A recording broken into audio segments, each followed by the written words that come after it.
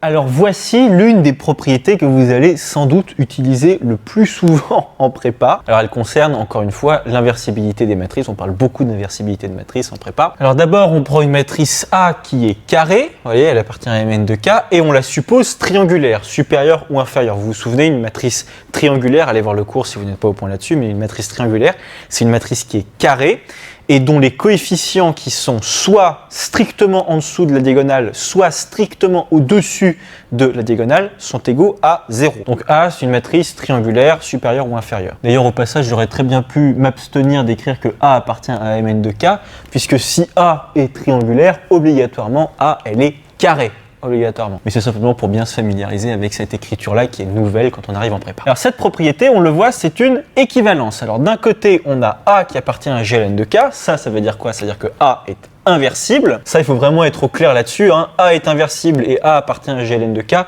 C'est la même chose. À vrai dire, le plus souvent, dans les exercices, etc., vous aurez A est inversible.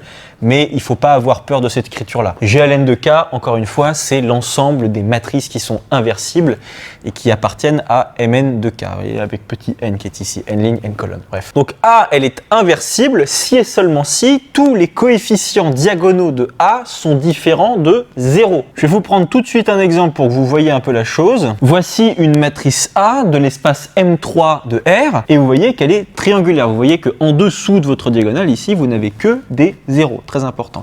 Et vous remarquez que les coefficients diagonaux de A sont tous différents de 0.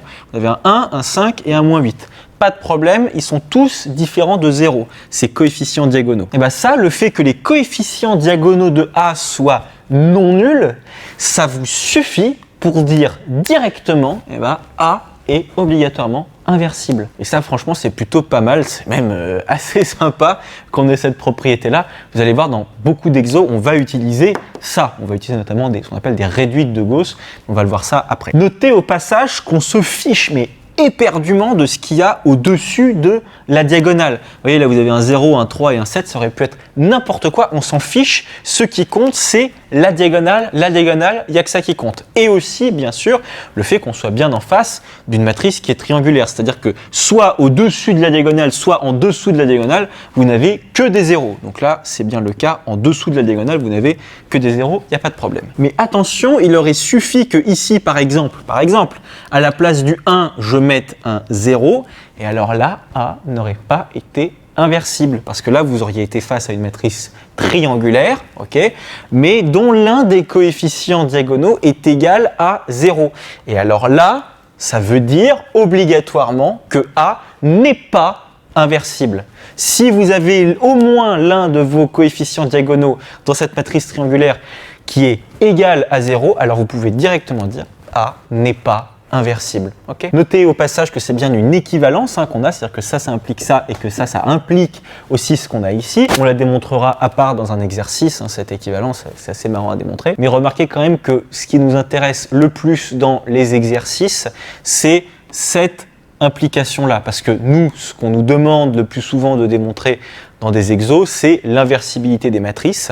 Et donc, pour démontrer ça, on va d'abord montrer que les coefficients diagonaux de A sont non nuls, et du coup, ça va impliquer ça.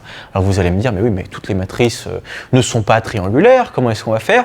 Eh bien, vous allez voir, parce qu'on va utiliser la méthode du pivot de Gauss pour trouver ce qu'on appelle des réduites de Gauss, pour tomber sur des matrices triangulaires, mais tout ça, on va le voir juste après dans une autre vidéo.